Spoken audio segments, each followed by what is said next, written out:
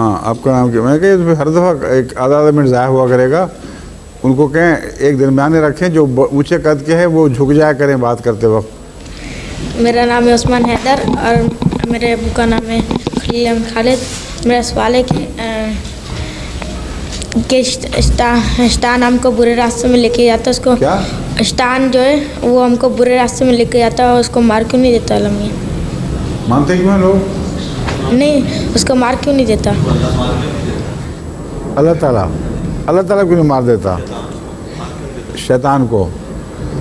इसलिए कि खुदा ताला ने ये छुट्टी दी हुई है इंसान को कि चाहे तो वो बुरे काम करे चाहे तो अच्छे काम करे, लेकिन बता दिया है कि अगर बुरे काम करोगे तो सज़ा मिलेगी, अगर अच्छे काम करोगे तो जज़ा मिलेगी। इसलिए इंसान को जो आज़ादी बख्शी गई है उसके लिए ज़रूरी है कि बदी का भी इख्तियार हो, वरना आज़ादी कोई नहीं। समझियो, इस आज़ादी से इंसान बना है, वरना आज़ादी निकाल लो तो वो भी एक जानवर बन जाएगा, कोई और मखलूक बन जाएगा, और इंसान नहीं रहेगा।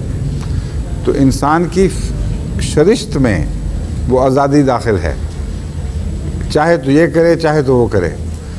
जब आज़ादी हुई तो फिर शैतान को मार के बदी वाला हिस्सा कहाँ से पूरा होगा? फिर तो इम्तिहान में इंसान पढ़ ही नहीं सकता।